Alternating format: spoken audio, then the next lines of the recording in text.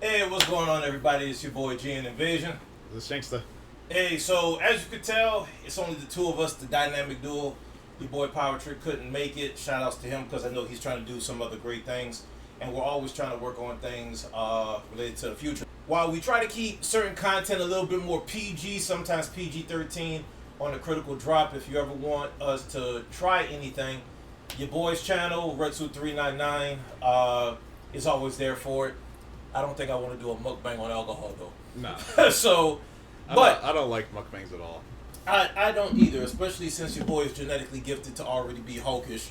I'm not trying to be the blob. But, so, we do have not too many, but we do have a few things to talk about. A few interesting talking points. And then other ones were just going to be, we've heard through the grapevine and thought it might be some interesting things to talk about. So, you want to get over some small stuff? Like the little fluff, or you want to go on to one of the big ones? Let's do the fluff first. Okay, so one of the bigger, one of the fluffs that we actually heard about was a particular actor that's part of the MCU made a statement saying that Captain America: The Winter Soldier is the greatest MCU movie of all times, and PowerTrick actually went on to say debatable, because Avengers 1 could possibly be the greatest MCU movie of all time. I feel like for a standalone movie, it's probably the best. Like, just like the standalone Iron Man, standalone. Yeah. Spider-Man. So, and we were just talking about that. So what's interesting is that Captain America is Winter Soldier is supposed to be the third standalone movie, but with the amount of cameos that was put involved, it's almost like an Avengers 0.5 before an actual Avengers. There's so many. You know what I'm saying? Mm. It has one of the best choreographed fight scenes in there, which is Captain America versus Winter Soldier. If I'm correct, isn't that the movie that had the chase scene also between Black Panther, Winter Soldier, and Captain America, like on the highway when they're running? I can't remember. That's not a Civil War, is it? Is that Civil War? That might be Civil War. So the Captain America Winter Soldier is with that's a big thing with Samuel Jackson, like getting like they're thinking that he was a traitor or something like that, and like Hydra was going after Samuel Jackson. Yeah, but all the choreograph because if I'm correct, Black Widow versus Winter Soldier won. Yeah. Captain America versus Winter Soldier. They also had a really good fight scene with Captain America versus an MMA fighter in the very beginning. They're on the ship, like he's like doing a mission. Yeah, and that was the first time we actually seen the whole shield kicking, parkour stuff. So that fight scene was really good. But that wasn't the best. It was good. I was surprised how good the opening fight scene was. Honestly. Oh, okay. So here, opening fight scene was good. Not to get off topic, but is that one better, or the one Anthony Mackie does with the wings? He does the exact same thing in his movie. I kind of like the Captain America one better. We're gonna have to watch both. They had a real MMA fighter, and they're doing like real shit. No, you're moving the goalposts. What Captain America did in that, it doesn't matter who he was fighting against. I like the choreography. It felt more real to me. That's why we're gonna have to put both of them side by side, because when I seen that part, I was just like, they literally took this from an older movie. He does the exact same thing. The only difference is I think Anthony Mackie's is a little bit more acrobatic because he has the wings. Like he does like the whole fly clothes, but he did the exact same thing. It was cool. So Anthony Mackie was pretty cool too. I like the. I like Steve Rogers or Chris Evans for this point, Captain America, but it's just like it literally was the same move. I like the fisticuffs. You're punching regardless. Yeah, if you go back and watch, it's like real hand-to-hand combat between Captain America. Oh, yeah, of course. At the end of the day, should have took the damn Super Soldier Serum. Yeah. Yeah. So, but I will say, maybe it's because of the cameos and the choreography. Honestly, one of my favorite standalone movies of the MCU is actually Thor 2. It is literally the darkest one out of all the MCU, as it should be. Story was good, violent, everything about it was good. Do you even remember Thor? I watched it, but I don't remember Thor 2 at all. I remember people hated it. No. Thor 2. No, people hated Thor 2. There ain't no way. I vividly remember people did not like Thor 2. what Scrubs did you watch? Anybody that is a comic book fan would not be angry at Thor 2. If anything, they should be celebrating how violent it was. I'll look it up, but people did not like Thor 2. That is crazy. I can understand Thor 3 and especially Love and Thunder. I was annoyed by that one. Love and Thunder is like more comedy, but it was funny. You went from serious Thor to dad bod to BS. Yeah. Like the only thing that I liked about, was it Love and Thunder? When Gore the God Butcher came in with Christian Bale, that was the only, like, first of all, best actor you could have used for, no, I think that was it Gore or no? I think that was Gore. No.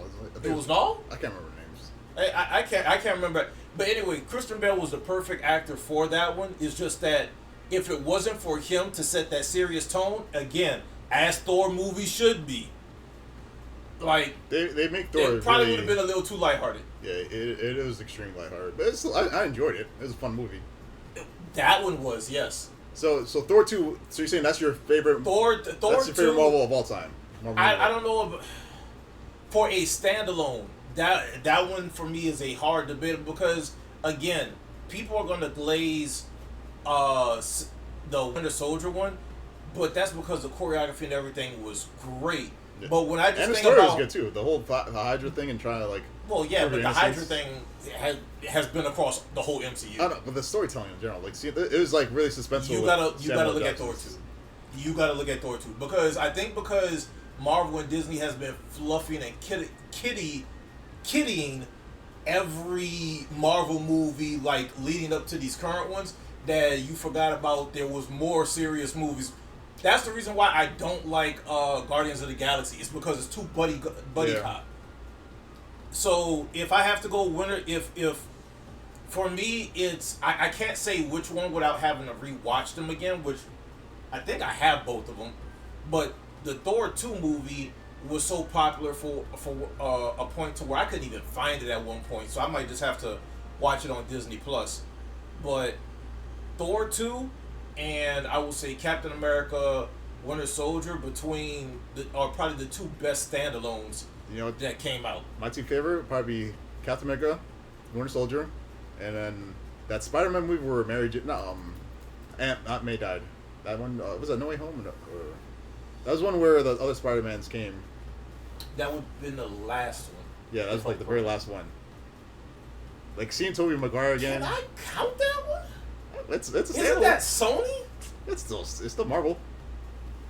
And it's MCU. I think that's a Sony. It's MCU though. No. Yeah, it is. Because Tom Holland is MCU. Tom Holland's both. He's MCU. No, Spider-Man is owned by Sony. I know. I'm saying Tom Holland Spider-Man is MCU. It's Sony. It's owned by Sony, but they're still in MCU. Tom Holland and Spider-Man is in the MCU. So the reason why I'm having a conflict of it without, and again, this is all off the dome because we really don't, because I really can't reference anything right now. All three of those characters are Sony IPs. Yeah, those three are Sony IPs. Yeah. Spider-Man might be a Marvel creation, but licensed IP, everything owned is Sony. The movie took place inside MCU, though. It was? Yeah, it's MCU. Tom Holland is in MCU. Yeah, because Doctor Strange was in that one. So, yeah. That one was. Yeah. Okay. I had to try to remember. Because I was just like, wait. So, it's MCU. I can't remember something. Tom Holland is always MCU. Sony owns IP, but Tom Holland Spider-Man is MCU. No, Tom Holland Spider-Man is partly they're jointly owned by both. Yeah. Sony allows Tom Holland Spider-Man to actually be a part of the MCU. That's the only reason why he's been in those movies because, well, people have been asking about it and it just makes Sony more money anyway. Yeah. Anyway, the reason why I chose that one just is I like that scene where Tom Holland was getting ready to kill the Green Goblin. Yeah. And Tobey Maguire stopped him from hitting him with his own fucking hovercraft. I thought that was pretty epic. Yeah. Okay. I can agree with that one. Yeah. The thing about it is I'm a Spider-Man fan, but not that big of one. So no Spider-Man movie is probably in my top 10. No. To be fair, top 5. What about Into the Spider-Verse? I don't count those. You don't count it? If it's a cartoon, I leave animation to the cells. But the last one, when they showed Spider-Man 2099, I did like that one. But based off of comics, this whole like they're talking about like the God Spiders and everything else and showing they need to go ahead and start going into that's gonna be gangster. Yeah. But anyways, as far as standalones, I'm even upset because I want to add Iron Man as a contender because Iron Man 1? Yeah, specifically because that one, it's an origin movie. It was strong. It did everything it needed to. Jump-started MCU? No. It did. Yeah. It convinced people to continue MCU. Technically, Lionsgate Hulk started it. Yeah, but that didn't like spark the interest of like characters and stuff. Oh, you know what? Here's a question for you because I seen the debate or topic. Which one do you like more? The original Lionsgate Incredible Hulk or the Incredible Hulk Annihilation, the second one? I barely remember them. Like I watched both of them, but I can't remember. Okay, well I can tell you for definite. I kind of liked what's his Newman was his name? Just the original, the first one. Yeah, like he was the better Hulk. I like him as Hulk. Way more comic accurate. Yeah. Way more comic accurate. The second one looked better probably because technology probably advanced at that point, but the first one had a more comic line story, but a worser villain. When Abomination came in on the second one, that one was a little bit better. But the problem is it's always the same storyline. Yeah. It's always I want Betty Ross, Thunderbolt Ross chasing after his butt, which we don't get the continuation of that until Brave New World. But like I liked what's his name as Hulk, the first Hulk. Yeah, the first one. But I like the idea of Abomination as a villain first instead. So all they had to do was mix the two. You need a good villain. Like these lately, Marvel movies have been missing. So if I'm correct, in the old Hulk comics or cartoons, Leader, which is the villain for Brave New World, was the one that actually was kind of like frontlining, being the main like culprit for the Hulk, outside of Thunderbolt Ross. But that's just a cat and mouse game. Yeah, I mean I don't know what that is, unfortunately. Huh? I don't know what that is. Leader? I've probably seen him. Leader. Yeah, you've seen him. So he was he looks like a normal guy, but it looked like he has this big brain tumor. Okay, yeah. But his whole thing is that he is ridiculously smart. Yeah. So that was that him, and he was in Brave New World. That was the one that did that whole light and sound thing and caused the whole hypnotic trance for the soldiers and everything. Fuck. I remember he didn't seem that smart to me in Brave New World. MCU nerfs everything. They didn't make him like. I feel like he like. They can't make people OP. His ultimate goal did not. He didn't achieve his ultimate goal. I feel like. No. But the thing about it is he was the main villain, but he was also like a featurette in a way because he's like, okay, he's villain for a third of the movie, but the main culprit, which is by him, is Red Hulk. Yep. Yeah. Which he didn't have too much airtime anyway, so. Because I wanted to see the flames and everything else, but he didn't get that angry, so. No. But he did what he needed to do. He showed off Wakanda tech and how good it was until Red Hulk just started saying... In the comics, is the president the Red Hulk or no? No, that is an MCU thing. Thunder... Because I feel like choosing Buddy for Red Hulk was like... It's not a permanent option. No. The Thunderbolt Ross does become Red Hulk. Oh, he does? He is Red Hulk. But him being the president was just a one-off. Okay. But, I mean, they chose... I forgot his name. But he's so old. Like, you know he's not going to come back. Oh, Harrison Ford. Yeah, Harrison Ford. You know he's not coming back. So, kind of like how we had 3 different... I think we've had 4 or 5 different Hulks in totality. They can always choose another Red Hulk. Yeah, that's probably going to have to. Because you know Harrison Ford's not going to come back. It's bad enough to where... Wasn't he in the last Indiana Jones? Yeah, apparently it wasn't that great. Well, there's a different reason for that. It wasn't because of his age. But yeah, so that's another story. yeah, so back to the whole thing. Standalone movie, that's my 2. I don't want to count no Avengers movies because it's like it's a team mashup. It's supposed to be good. Yeah, Endgame.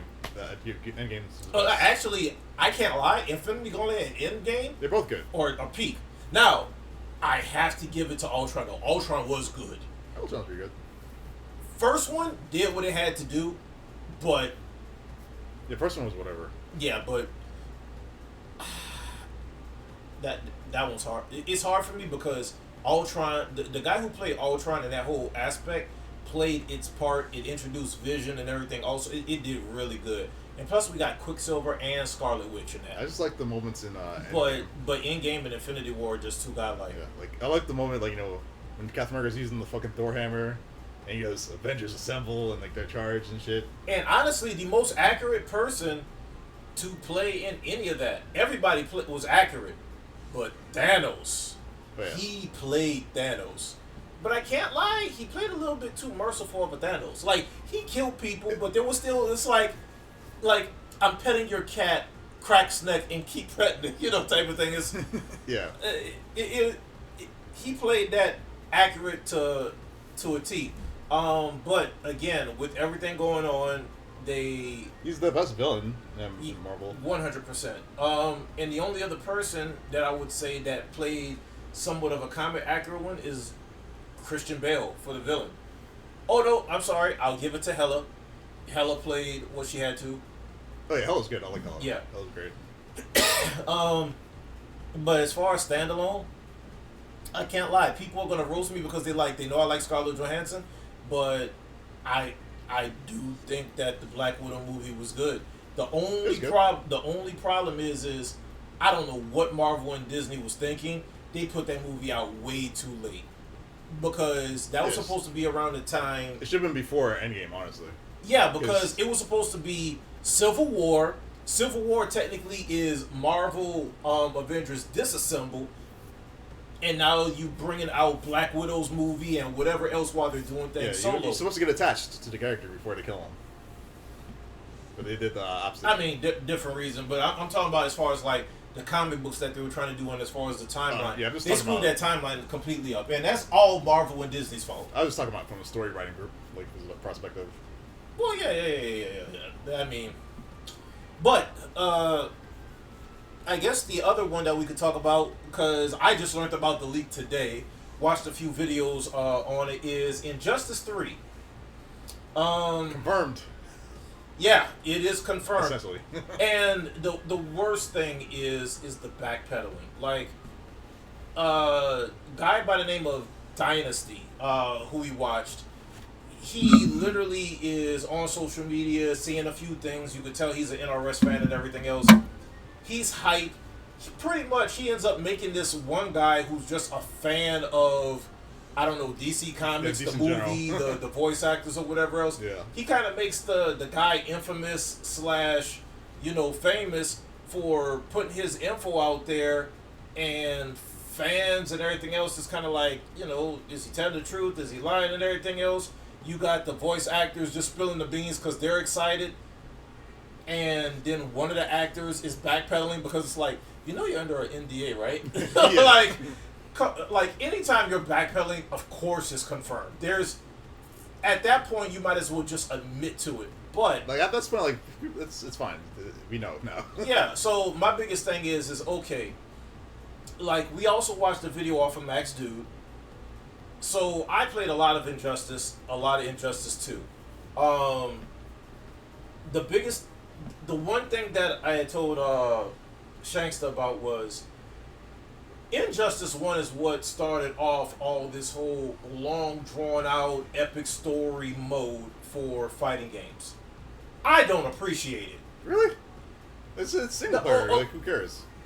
Okay, so in some of the games, you have to play the story mode to be able to do certain things or open certain things and all this other stuff. Yeah, that sucks. It's not like, I could just, fight online for currency, or I can just play the arcade mode and get my 3 scenes and unlock credits or something in it.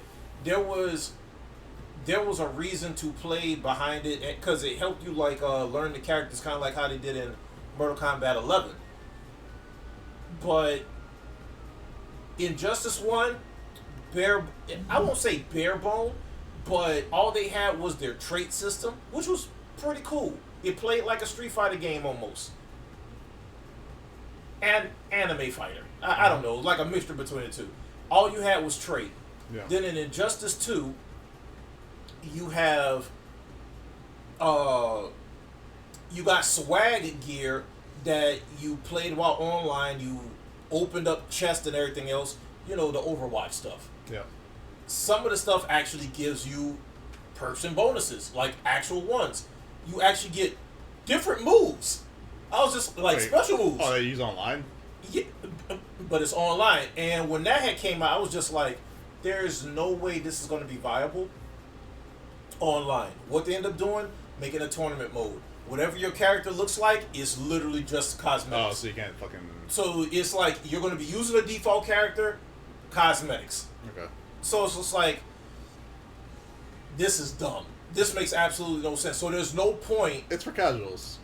It's for casual. So anybody that goes online to play in tournaments, it's kind of like, you're never playing online. Or if you are playing online, you're playing in you're playing in lobbies, and you're only using default characters anyway. Yep. So what's the point in having all of that except for casuals? They still made a long, drawn-out story mode and everything else. But what Injustice 2 ended up doing, they end up now bringing into Mortal Kombat 11, which is, now you can add different moves to your character. Mm-hmm. But the one thing that Injustice 2 didn't do was give you multiple skins for characters. Like, they had, you can play with Hal Jordan or John Stewart as Green Lantern, so the black or the white guy. I don't know if they did that for anybody else, because I don't know if they had alternates like that. That's kind of cool. Yeah, it was cool. But they didn't do that for, I don't think they did that for other characters. I could be wrong, guys. But in Mortal Kombat 11, you had a plethora of skins for each character, but then now they had the swag for different attachments and everything else that you could play with online, but they didn't have buffs. It was only cosmetics. Yeah. So the only thing that you could do was make a custom character as far as what special moves and everything you wanted. So the biggest thing for me is, don't keep rotating and substituting moves or fighting mechanics between your games. Actually come up with something different. We're already in the age of tag fighters. I honestly don't want to see Injustice as a tag fighter. I would love that to just stay 1v1. The smartest thing, in my opinion, as far as roster, you have Injustice 1, you have Injustice 2. Whatever characters didn't make it from Injustice 1 into Injustice 2, put them, just use that whole roster from both of them. Yeah. Because you already have the characters. It would be dumb to, we're going to make sprites from scratch and then take another 7 to 9 years to come out. I wouldn't be surprised if they do something. They probably want to do some graphical update. You gotta make it pretty for the casuals. I mean, with AI now, it's not hard to just have it render and be a little bit better. I mean, I don't know if they use AI nowadays. Like AAA, I don't think they're. It's just integrated. We'll see. I know for we're in that age already, so for backgrounds for sure they use AI. Oh yeah. For backgrounds for sure, but I mean, Superman from the first one to Superman from the second one. I mean, honestly, again, I know I didn't like the Superman movie too much because they did say that the voice actor from the Superman movie might be the voice actor for the game. I don't really care. But that outfit sucked. Yeah. So why would I want to actually see that outfit? I'd rather play with classic Golden Age Chris Reeves Superman outfit before that one. Because it almost looked the same. Yeah. I think Chris Reeves had more muscles. But they had also the Green Lantern voice actor that was over there from Injustice 2. And they both confirmed the game. So I don't care about the cosmetics too much.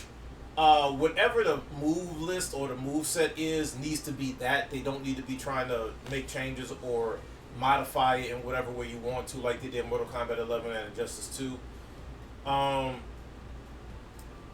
If they use all the roster from Injustice 1 and Injustice 2, another 10 characters added, and then WB is known for having guest characters, so we don't have to worry about that. But I mean, they do it with like they had Mortal Kombat characters in the last one, right?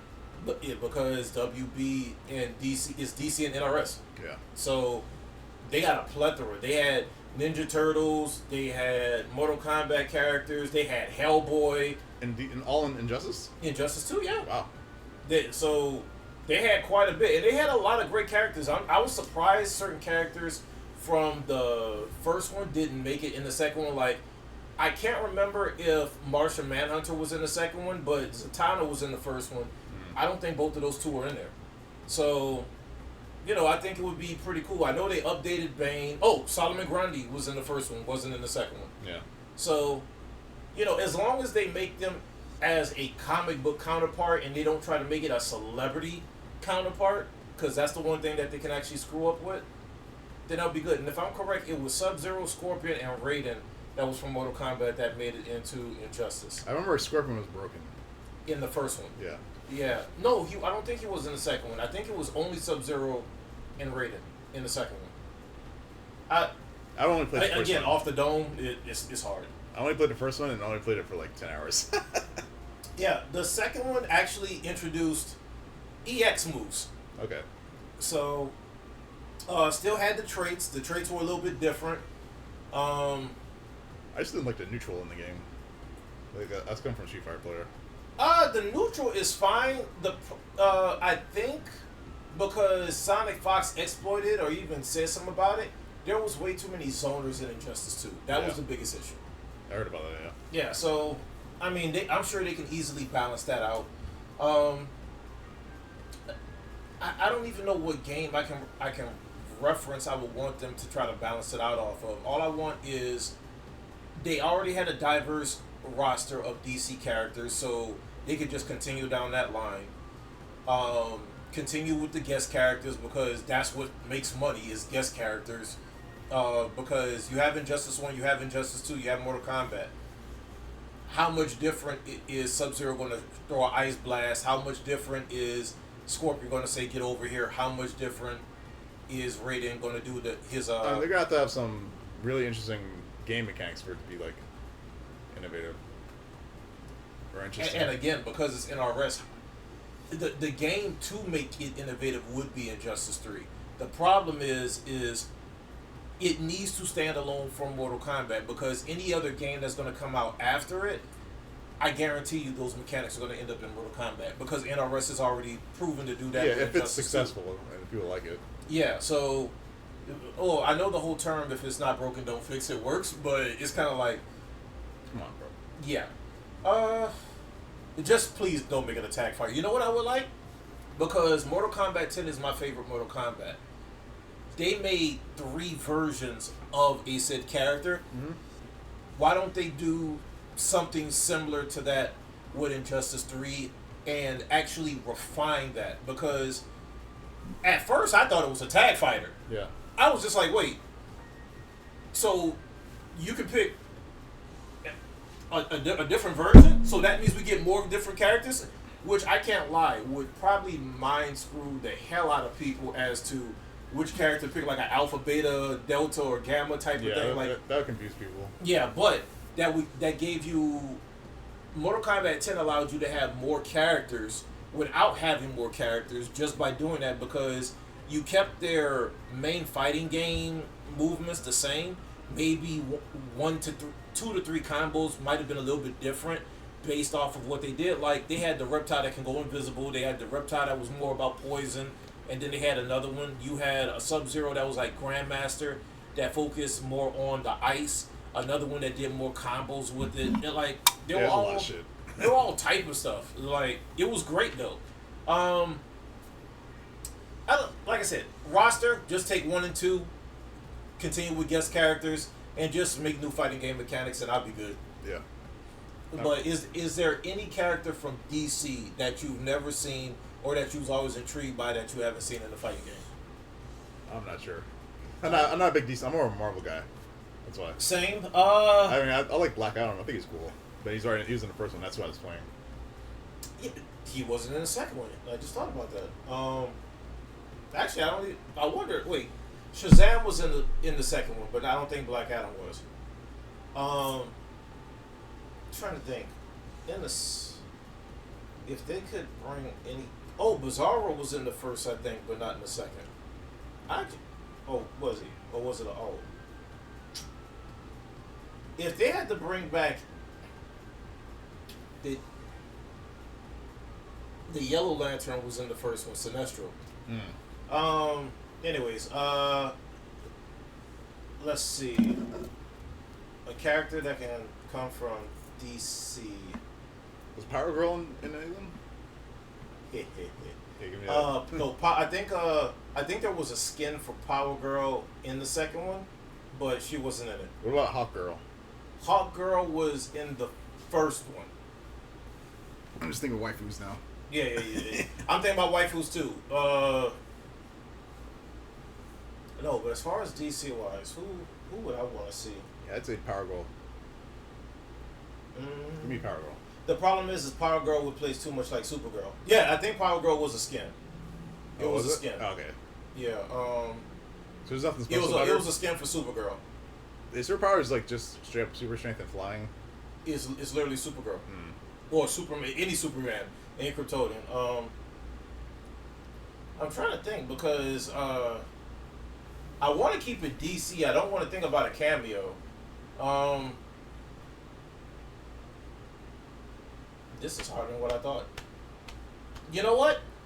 Bring in all the Lantern Corps because you had green and yellow in Injustice 1. All you had was green in Injustice. You had green and red in Injustice 2. Bring out the rest of them. Indigo, violet, black, white. Just bring out the rest of the Lantern Corps and let them be able to do different things. What about Damian Wayne?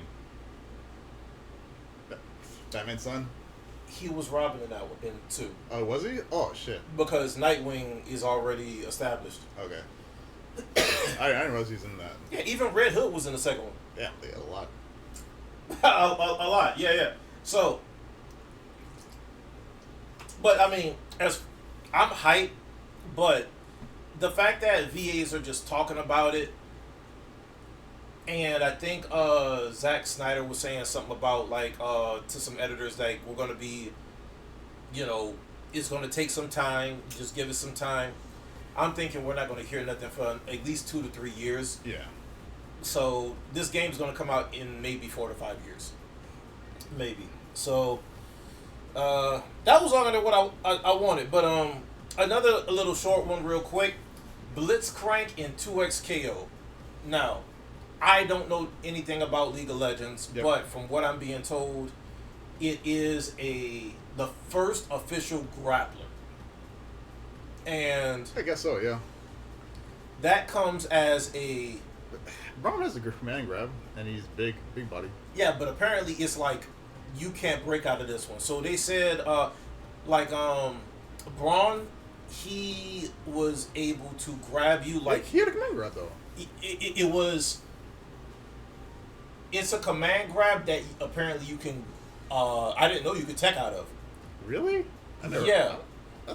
Apparently. That's not command grab. What the fuck? No, it's because it was one of those moves where you had to get close. He would do this thing where he would like call and it would like grab and it did like the hit or whatever else. But apparently you could tech out of that. I didn't know that. And then people playing Vi, she has a grab out of her stance. Yeah. But apparently that's techable too. That's weird. I don't know why they did that. But apparently she's the Blitzcrank is the first official straight grappler, like Zangief style grappler. Yeah. But then another issue got brought up, which was there's too many big bodies. Yeah. Now, Blitzcrank, from what I understand, is a big body. He's a big body, but apparently Darius is a big body. Braun, of course, is a big body, and Alawi is even considered a big body. Yep, she's big. But it's then, not that bad. But then exaggerating. That's 3 big bodies. Yeah, out of a roster of like 8. Yeah, that's 9. Actually, it's 9 now. Not 9, yeah. So, but he's a big body apparently. It's not that bad. But then, if I'm correct, I think they said like the Cannon brothers had spoke about saying like, well, what's the difference between big and giga? Like, wait, when did Giga Body come out? And it makes sense. Like, if Hulk, if Zangief is considered big body, Sentinel and Juggernaut should be considered like Giga. Yeah.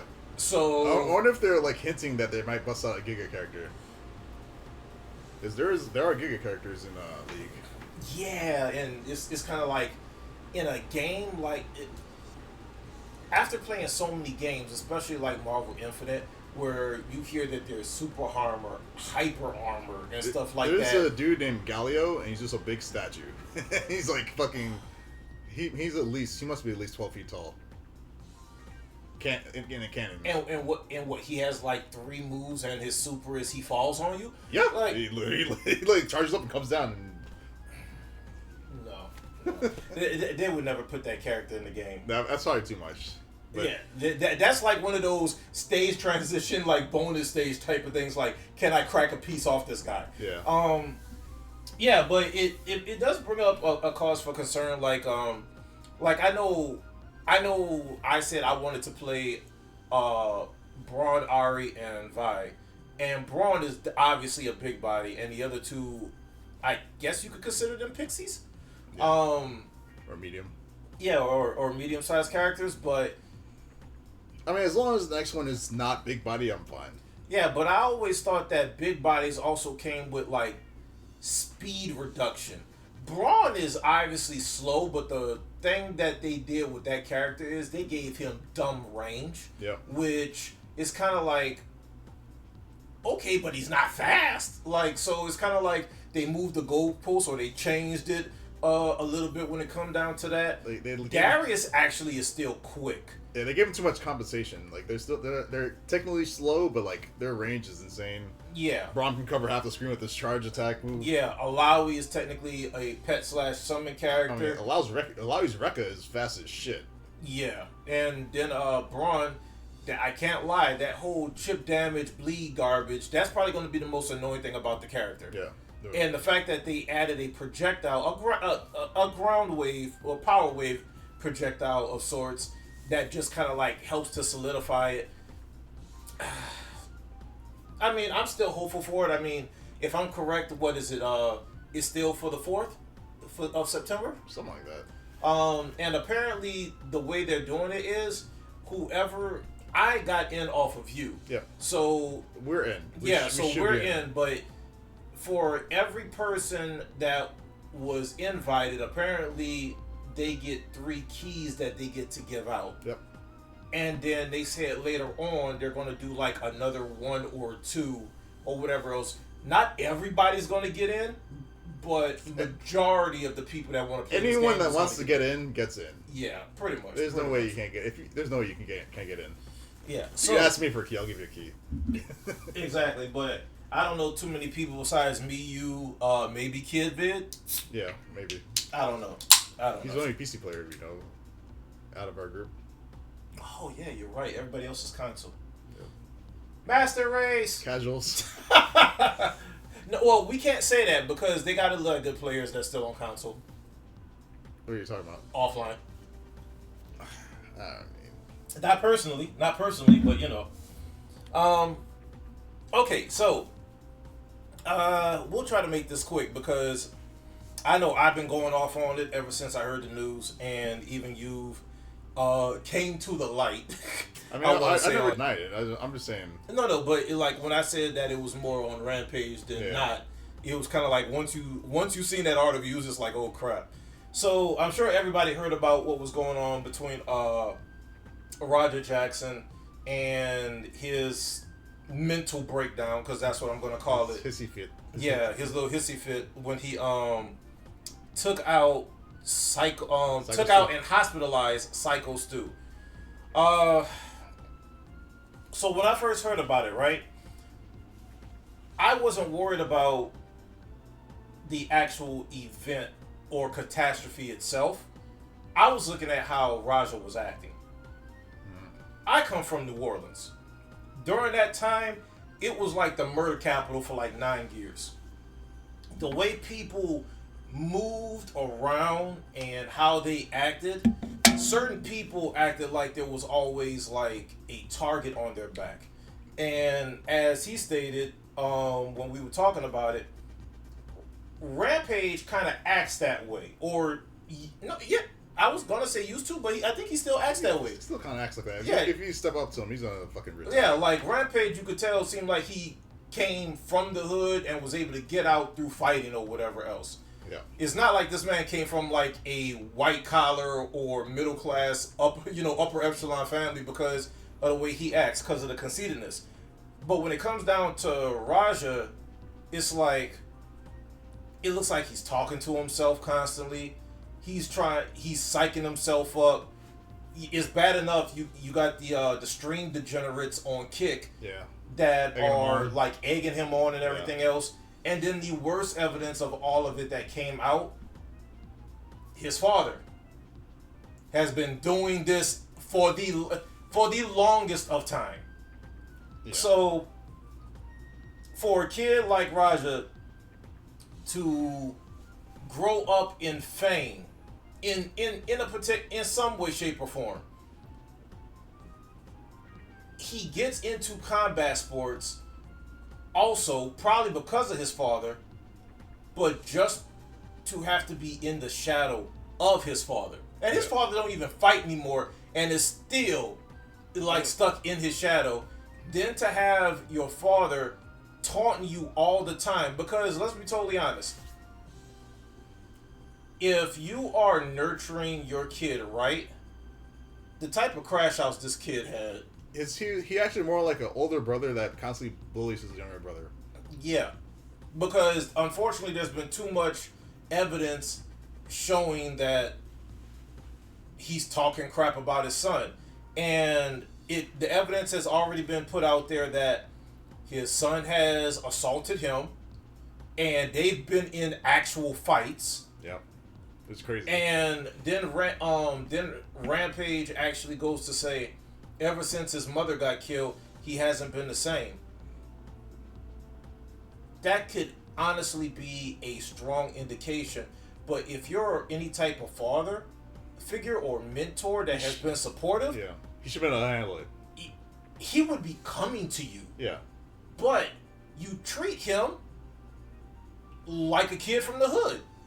As if you was raised, like how you was raised. So unfortunately, a lot of responsibility based off of Raja's crash out, because you can't blame the idiots on Kick, is because of his father.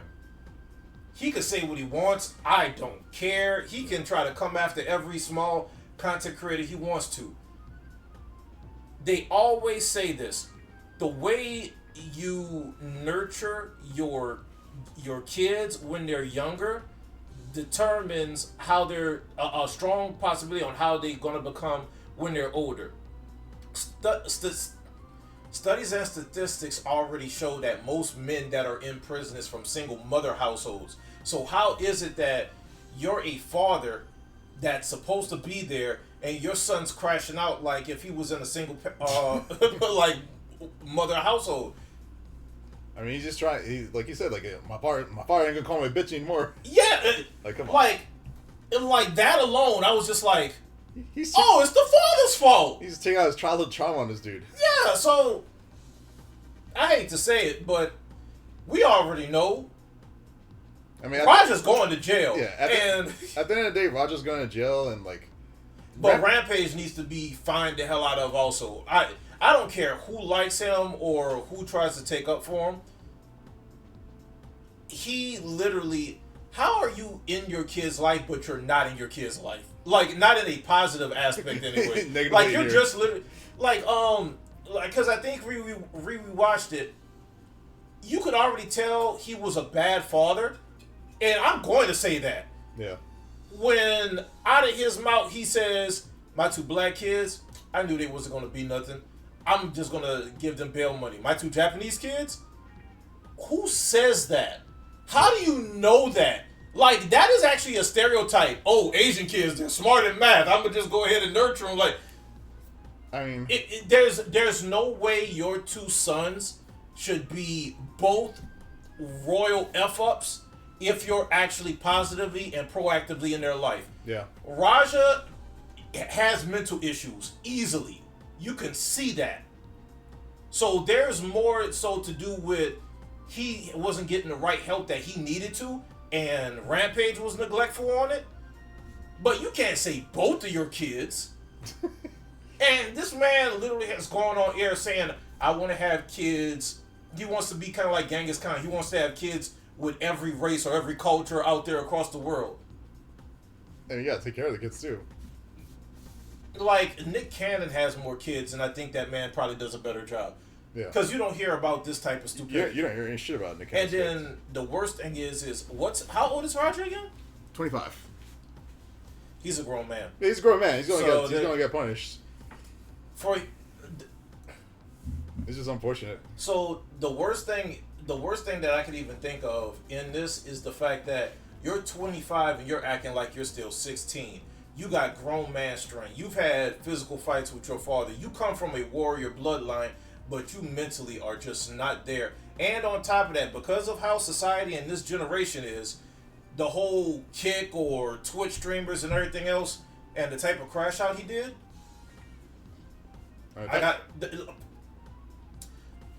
I'm going to give Rampage 50% of the blame easily.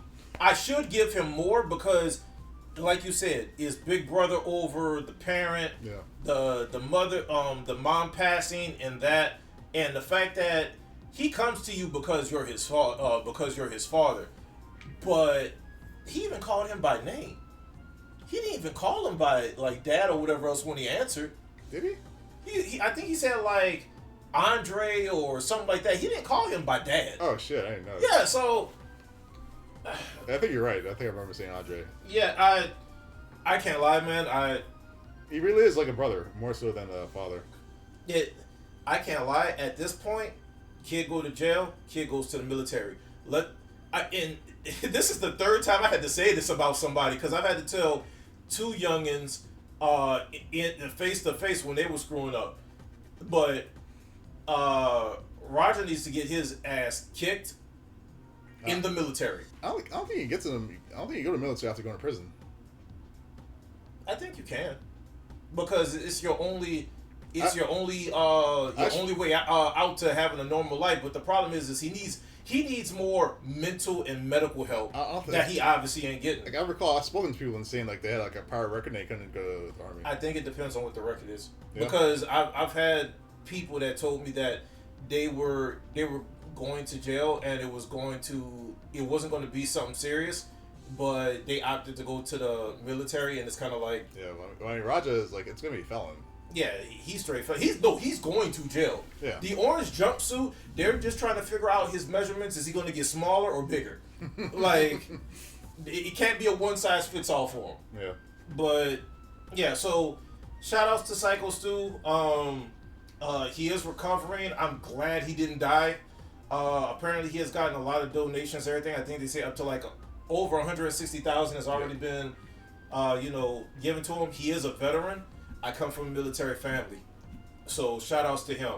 Thank you for all the service that you did do in the past, and thank you for trying to still be a good light towards people and trying to bring entertainment, because he chose the realm of wrestling. Yeah. So yeah, let's get off it, because it actually annoys and angers me, because it's kind of like you're a father, but you're a neglectful father. Your son is crashing out. He has mental issues. He needs more help. He should not even be in public. There's just way too much stuff. So we got two that are similar to each other, though. So we'll go with the first one that I brought up, and then we'll segue into the other one. So there's a big topic when it comes to East versus the West in terms of games, cartoon / anime, and even in comics / manga. Everything right now is W East. So, and what I mean by East, Japan, just anything that comes out of entertainment wise from like Japan and China and everything else, and Korea because of manga and everything. I mean manhwa.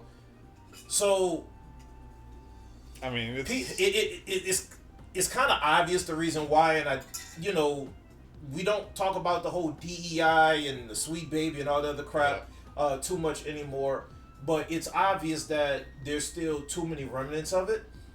Whereas games that have been coming out, whether they're MMOs or RPGs or just shooting games, just anything that comes out the East, they let the work speak for themselves, the creation that they made, and they just print money. Yeah. And they understand the business aspect. So they know that in the West, most people that play games, majority, are guys. So sex sells all over the world, but in the West, heavily. So majority of the games, gacha or otherwise, are waifus. Yeah. With some husbandos for the women. I think the West knows that. They just don't want to do it because, like, I guess they have, like, the moral high ground type of thing. But is it moral high ground, though? Like, for instance, and it's not to try to bring this up to have any type of debate, but, you know, there was... I heard it again earlier where they say that men make more money than women. Not now. No. Nowadays, because if that was the case, why would any man have a job right now? You would hire a plethora of women for pennies on the dollar. Pay them less. No, like if you're saying that a man makes 15 and a woman makes 13, well, that's a $2 difference. Yeah. Why would you ever hire any man when you could just hire a plethora of women to do the job? That would make no sense. It's based off of experience, what the job is needed, and your qualifications. I mean, there is a margin because, like, women tend not to negotiate for their the salary as much as men. Well, first of all, if you're going for a job and it's your first job, there's no negotiating period. You have no experience. That's the first job. But let's just say you went to school or to college. Yeah. You got a degree in business. Mm-hmm. Well, obviously, doesn't matter if it's man or woman, you're sitting your ass at a keyboard and you're just doing the job. Now, if somebody did an internship with said job or they already had experience with it because maybe they worked a part-time job while they were in school, well, now you're a little bit more qualified because you got experience. But if it's just two people that got a degree, it don't matter. Now, you work in a factory where there's more danger involved and you have to hoist and move 70-pound barrels left and right. Obviously, you can hire one or the other, but one is going to be a little bit more qualified than the other. Yeah. So, different jobs yield for different things. So when I actually hear people talk about that, that's stupid. Because if I owned a business and women get paid less versus men, and I said I was going to hire for $15 an hour, well, sex sells. Why wouldn't I just get a bunch of women to do a job and eliminate men? First of all, now I'm being discriminatory against men because men and women could both do the job. Mm-hmm. But if we're talking about like, I can pay a woman less, which obviously is not the case, why wouldn't you hire more women? So that automatically gets debunked. Yeah. Because me and you got jobs. I work with women. Yeah. Do you? Yeah, I work with women. So, but... I feel like we got a little off track. No, we didn't get off topic because it still correlates to the whole moral high ground dumb stuff. Cash Money Records. Money, cars, clothes, and sex. Yeah. That's what America is. It's always been that way. Mm-hmm. You do the things that actually work. A person might not like how my tone and how I say it, but at the end of the day, you could try to put as much fluff behind it. That what games have been popular that you know have made money? Stellar Blade. I mean, Marvel Rivals. Wait, and by the way, both are two Eastern games. I'm trying to think like a Western game that has been successful lately. I can try to pull up Steam, but Lords of Fallen did well, but that guy was like more. Lords of the Fallen is a Souls game. There's nothing sexy about that unless you like blood and guts. Yeah, but still, it's more. Well, there's some waifus in there. First boss chick. The first boss chick. It's a monster. No, it's a chick. She's like a Valkyrie type of chick. But I mean, That's not that's not waifu status. That you got some interesting taste there. So, all right. But anyways, well, I'm not just saying in general waifu, but like that's just like a good game. That's successful. I mean, yeah, but if because I don't think Steam does like a top, right? They don't do like a top. You can do Steam charts. Where would that be at? You have to go to like the website, like Google Steam charts. Okay. Recently, Western AAA games or AAA or AA games that done well. I said Lords of Fallen because the guy listens to the fans. Again, that don't have. Okay. I'm not talking about like not just sex sells type of thing. No, I'm not talking about sex sells because Black Myth Wukong is a great game. Yep. That don't have nothing to do with sex, but what I'm trying to say is if you go by what American standards have always been, money, cars, clothes, sex, or you could just say women if you don't want to say sex. Those four things have always been in America. Now, when it comes down to gaming, you need action. You need good story. Gameplay. Good gameplay is like the number one thing. Good gameplay, but you need attractive characters. And honestly, it doesn't matter if it's a man or a woman. Yeah. Like the one game I can think of that I would say is the most popular when it comes down to, because I already mentioned Stellar Blade, Gears of War. Yeah. That's not necessarily. Yeah, it's just cool characters too. They're cool characters, but that's still a guy. Yeah. A guy doesn't have to be attractive. Yeah. A guy just has to be able to do like badass cool, stuff. Yeah. Women, on the other hand, they want them to be able to do badass stuff, just scantily clad. Yeah. There's games that like that were shit from the Western, like Avowed and Dragon Age, and the character designs. If you look at the character designs of Avowed and Dragon Age, they look like shit. And they're you're not helping. I'm sad. That's what I'm saying. Okay, like for instance, shit. Okay, so right now trending, Path of Exile, right? Yeah. But that game you don't really get to see the characters. That game is supposed to be more so about gameplay. Yeah. I don't know what Plan B is. This is like Nightingale. It's trending, but it's not like super popular because you see the concurrent is like 1,000. That's nothing. Yeah. You just look at top games, but the top games is like the same couple games. Okay, Counter-Strike, a shooting game. Yeah. First-person shooter. Dota 2, roguelike, top-down. The top-down MOBA. Path of Exile 2, top-down. Helldivers 2. That game is, again, a guy game. It's about democracy. Yeah. You're fighting bugs. So that's more so the action standpoint. PUBG, another shooting game, action standpoint. Rust, is that first person? Yeah, it's a first person survival game. First person survival. Marvel Rivals, Overwatch, just sexier. Yeah. I don't know what Bungo Cat is, and No Man's Sky for the people that likes to travel and see pretty stuff. Wow, I'm impressed. No Man's Sky has that many players. What the fuck? Oh yeah, ever since they did that update, it's been. I didn't think that was popping that much. 61,000 concurrent. Yeah. That's insane. So let's see, another shooting game, Tom Clancy. Baldur's Gate 3, the first one that I could say is even remotely part of that diverse group. Yeah. But it's done in a way where it's fair. Yeah. It's done tastefully and well. Yeah. Don't remember Peak. Peak is like a streamer game. Okay, Apex Legend, another shooter. Dead by Daylight. You could argue that Apex Legend is low woke. They got it's very diverse cast. But I mean, you get to fight with a robot. If you look at the cast, it's very diverse. But not in a bad way. Yeah. You know, I don't hear I've never heard any of the words or clippings of it ever taken bad or out of context like they've done certain games, like Veilguard. Dead by Daylight horror game, very diverse because it's literally about running away from monsters and everything else. So, but I'm surprised I'm not surprised. That game is still pretty big. Grand Theft Auto 5 Legacy. I wonder if this is the one that they're using for RP. Probably.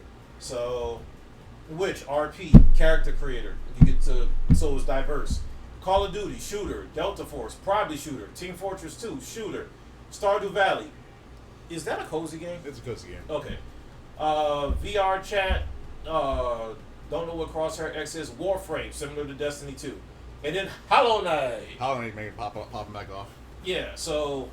This is a side scroller. And this is top 25. Holy crap. So, Battlefield, shooter. Overwatch, shooter. A lot of shooters. DayZ, I think that's survival shooter. Yep. Then we got Football Manager. Okay. Cyberpunk. We got our first Cyberpunk style of game, and I think that's first person, right? Yep, first person. EA Sports, is that soccer? I think so. I feel like it's like everyone like goes back to their shooters when there's no like major AAA or AA game coming out. Yeah, look at it. So we have a second Grand Theft Auto one here. Yeah. Space War. I don't know if that's simulation or something like that. Hearts of Iron Valor, Red Dead Redemption 2, 7 Days to Die, Payday. A lot of shooters. Oh, Schedule 1's in the top 50. Yeah. Simulator, Destiny 2 and 43. But that's a shooter, MMO shooter. Left 4 Dead shooter, Elden Ring, Souls-like. So in the top 50, there's so many shooters in here. Yeah, most of the guys playing that shit. Yeah, and the thing about it is I think the only game that would have any form of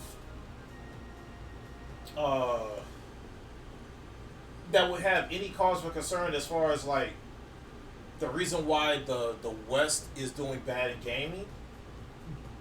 Baldur's Gate 3 is unfortunately like that bridge because it did very well. Like, it's like one of the only Western games that I can say that has like the whole DEI aspect to it, but done in a way where everybody respects.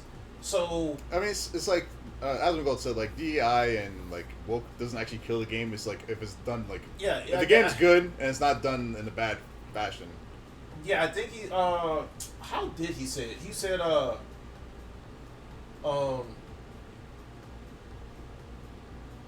DEI won't kill a good game, but it'll make a bad game worse or something like that. I can't remember.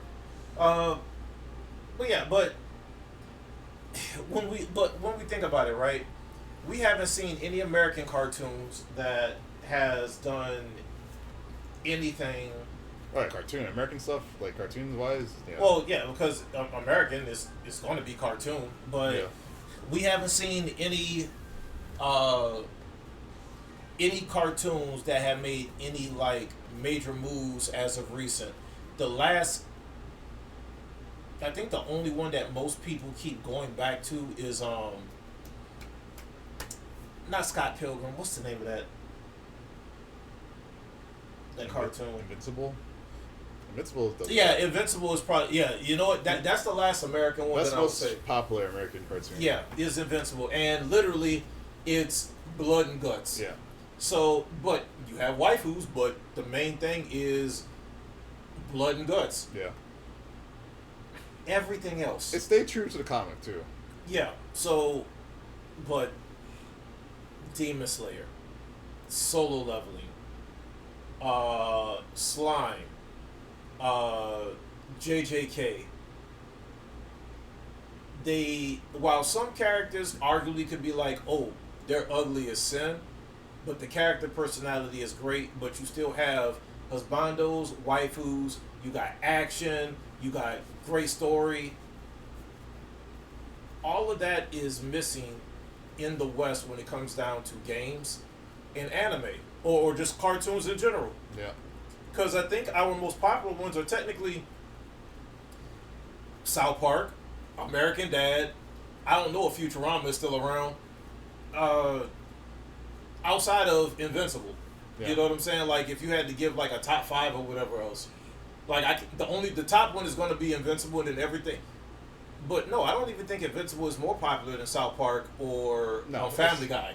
Probably not. Because like South Park and Family Guy is like mainstream.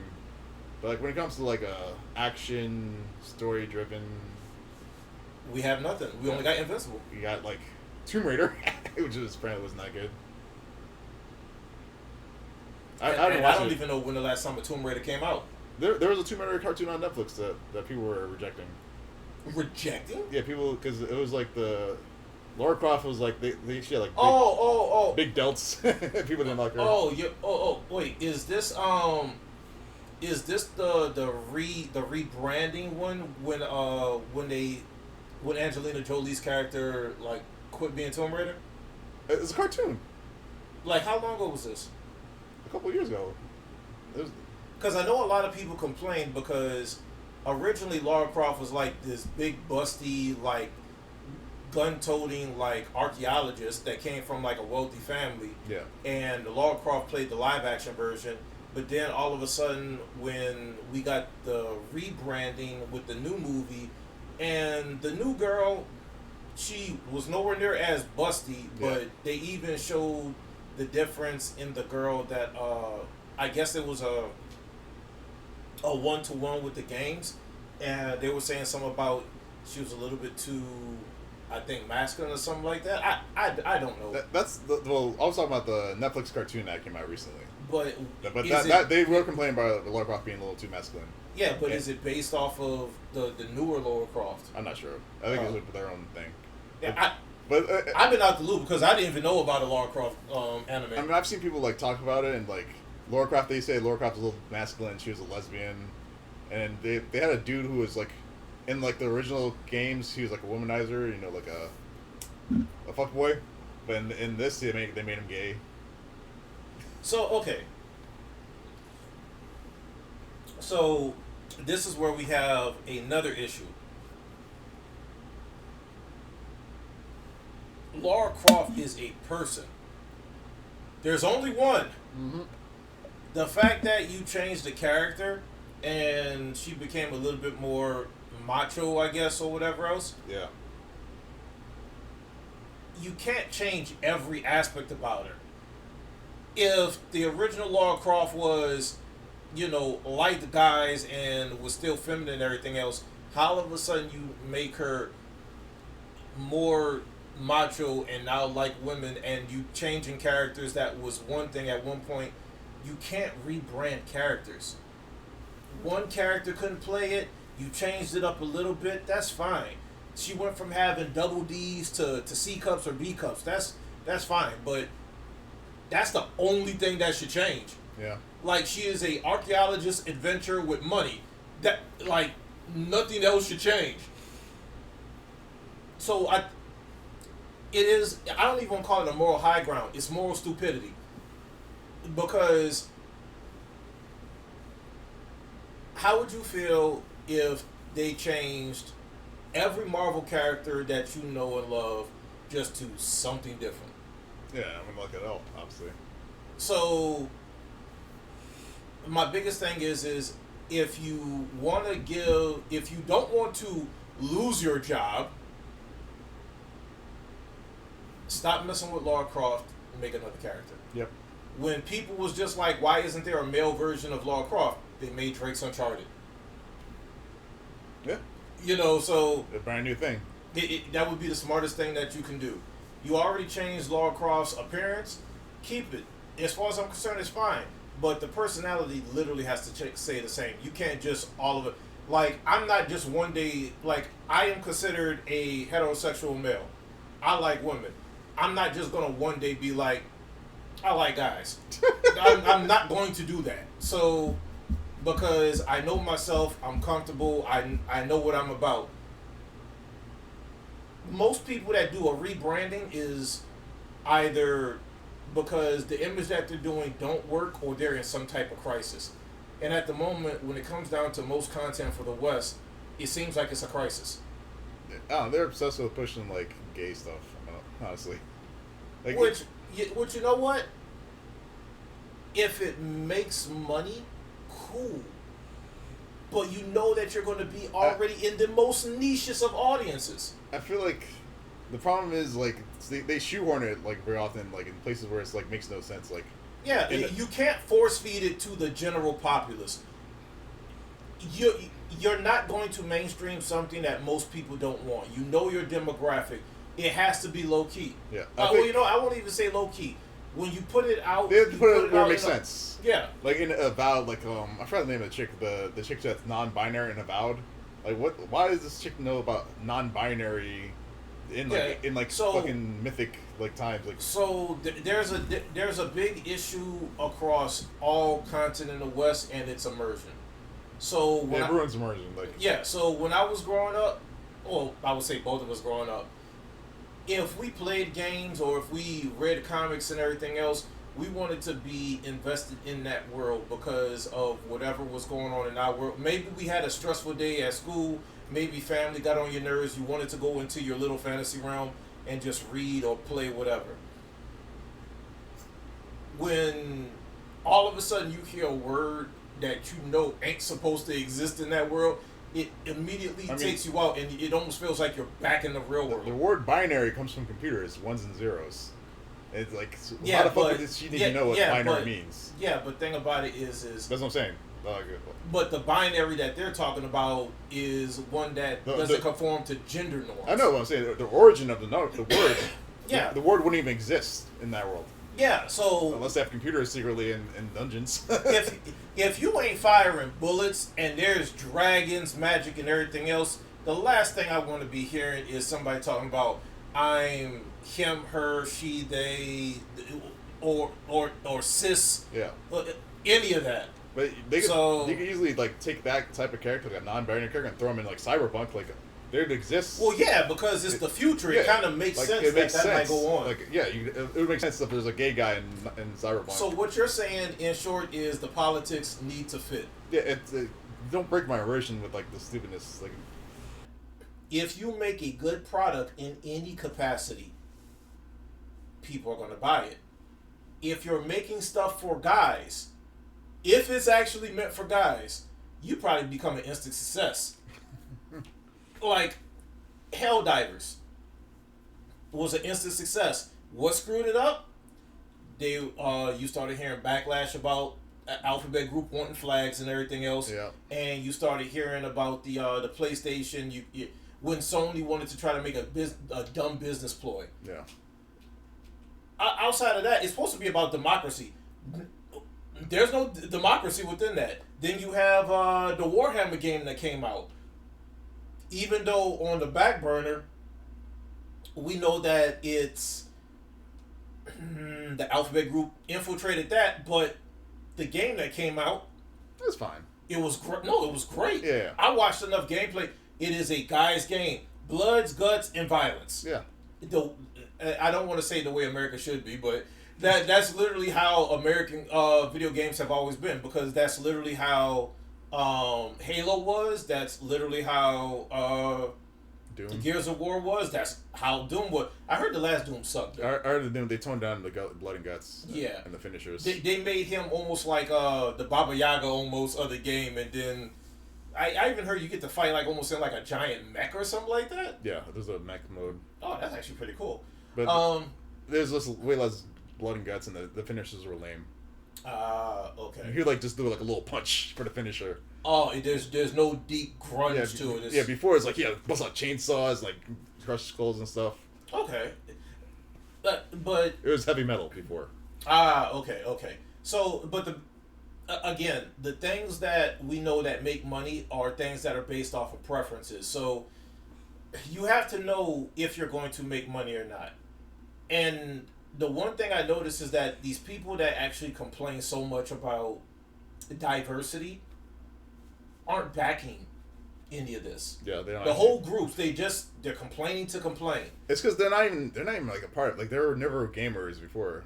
They just like infiltrated and started like become writers for games, but they're not actual gamers. And unfortunately, between movies, games, and everything else, I think enough years or enough time has passed now to where they should know it don't work. Yeah.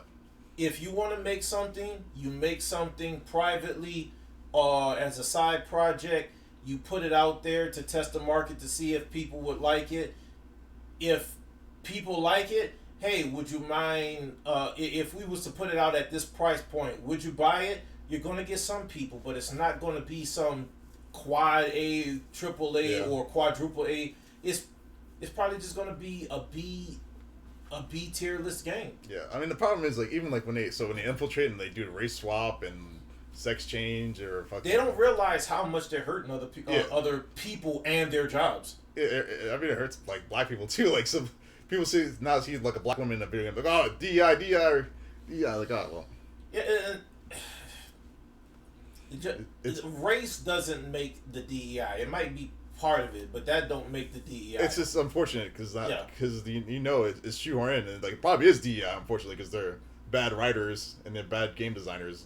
I won't say that they're bad writers and bad game designers. I think it's ill intention at the end of the day, because Dragon Age Veilguard, when I watched some of this stuff, I was just like, okay, I can see where some of the mechanics actually looks pretty intuitive, pretty ingenious actually. It's just, why did y'all take this route? Like, why? You wanted to fight the power or fight the man or whatever else. You use the Dragon Age IP to do some BS. Yeah. So not only does, however long it took that game, you now sacrifice not just your job, damn near probably the whole studio, because you probably almost bankrupt them. They destroyed the legacy. For what? For ill intention. I mean, ill intention means they meant to do it, but they yeah, they did. They think that they're revolutionary, and that they're doing something cool. But it's if not. You want to be revolutionary, Baldur's Gate opened up. Yeah, Baldur's Gate was revolutionary. Yeah, they opened up not just gender. You could be animal. They opened up species. You can fuck a bear.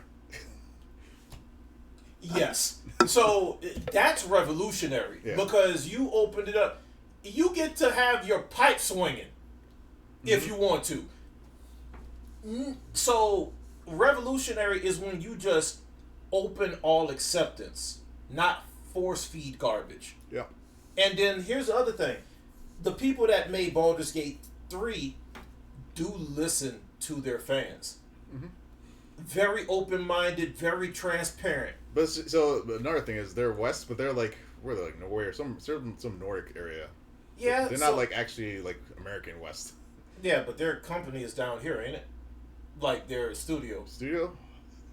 I could have swore they had a division down here. You can look it up, but I'm pretty sure they might have like a little studio in the California or something. But they're mainly their main headquarters is like somewhere.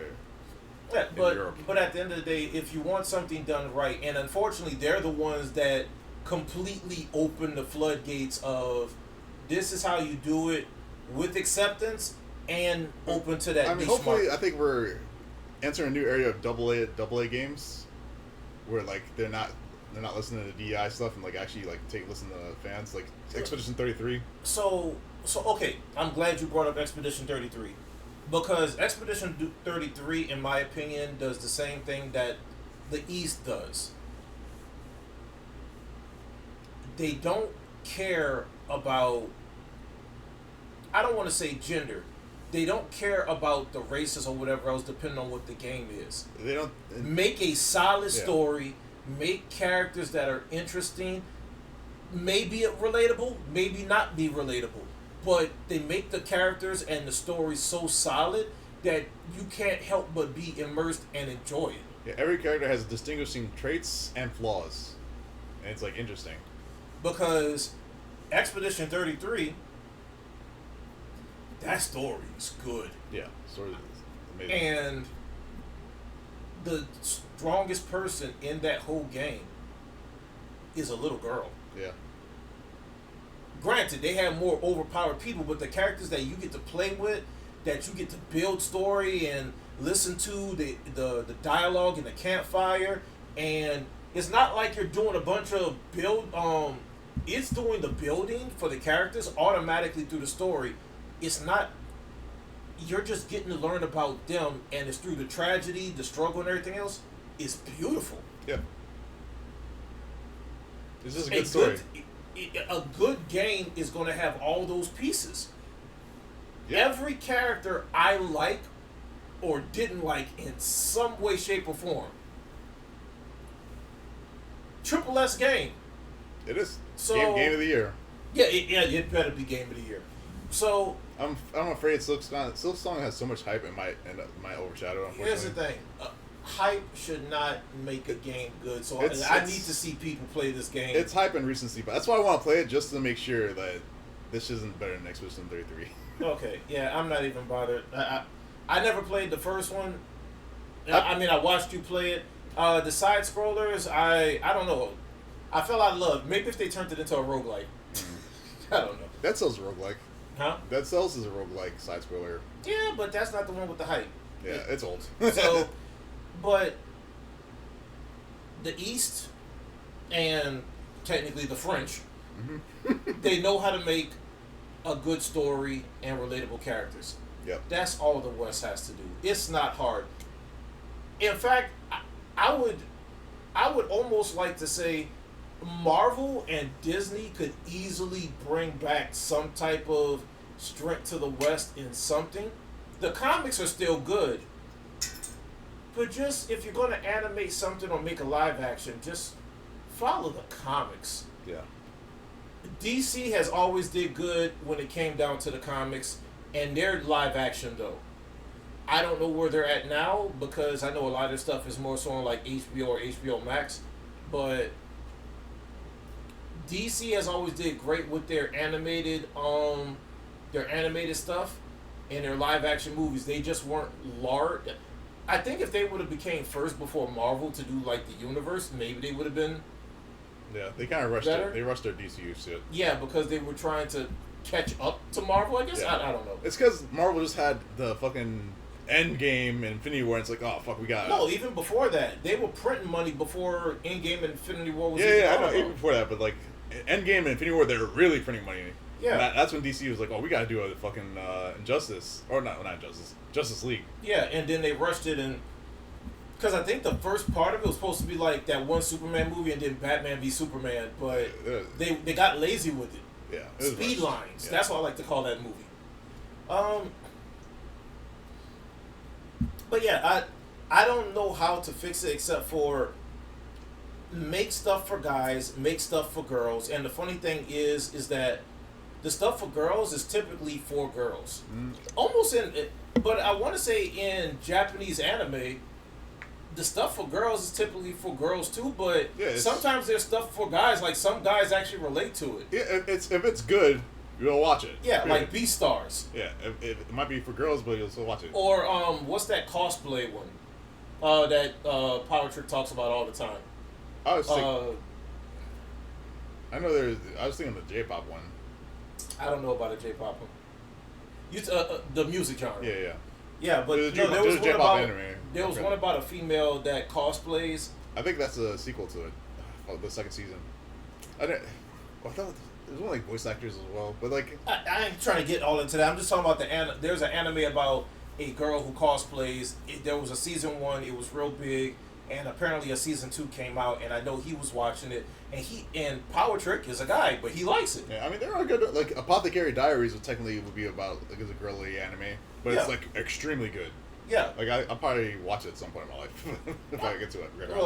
Well, I mean the one that hit me, which technically is a seinen, but it's a sports, and I relate to it from just the sports the athlete aspect of it is Ume Musume. Yeah. So that's a seinen that I actually watch, and the thing about it is because of it being a seinen, you would think it's only for girls, but it actually is for everybody. Yeah. It just depends on how hard your man card you feel like is going to get hit. If the story is good, it'll transcend gender barriers. Yeah, exactly. So, good characters, good story, and most importantly, good animation. Yeah. But would you say that goes for both? For video games, would be gameplay. For gameplay trumps all. Okay. Gameplay and then story. So not necessarily animation or art style. Oh, art style is also important as well. Okay. But I also think that depends on the genre, right? Yeah. If for games, for me, my tier list would be gameplay, art style, characters, story. I agree with that because I always put story last because I've played some butt story games. Yeah. But the games just are too good to not play. Huh? I played Stellar Blade. Stellar Blade had a butt story? The story was good, but the actual dialogue was bad. Like. So now you need to play Nier Automata. Oh yeah, it's a really good story. Well, I mean the Nier series was always good. Stellar Blade is a one-off in that series, which is good, but Stellar Blade had real potential, but if they written a dialogue better, it's because it's Korean. Like it's written by Koreans. Yeah. So I guess like they maybe just the translation didn't hit. It probably didn't. They never focused on story writing either. And because I played Lost Ark and the same thing. Like great gameplay, a terrible story. Okay. They're not focused on story. They're more focused on action and action. Well, yeah, because at the end of the day, they know what's important. That's the important stuff. But like the story, like they had a good base for a story, but the execution wasn't there, unfortunately. Okay. Well, I mean, guys, we talked about this for quite a while, but I want to know what y'all think. At the end of the day, it's us throwing our opinions out there because everything right now is heavily Eastern centric, and while that's not a bad thing, we live in America. We want some representation outside of it just being violence, right? Because literally our flagship right now is Invincible. So, I think some people would say Scott Pilgrim as a really good cartoon. Some people have said Hazbin Hotel, good cartoon. Not much but it's too niche. Yeah. So, and I know that there is one other one. It's like some guy with like a star jewel for a naval. I can't remember his name to save the life of me though. But what do y'all think about the topic of East versus West when it comes down to content? And when I mean content, comics / mangas or manhwas, cartoons and animation or anime and video games. Yeah, video games. So let us know what you think, guys. And don't forget to like, comment, subscribe. Definitely don't forget to hit that bell to receive all the new content that we're going to be talking about. And hopefully next time we'll have PowerTrick over here because after he watches this, he's probably going to be like, oh, God. So, anyways, this is G Invasion signing off. This is Shangsta. And holla at y'all guys. Peace.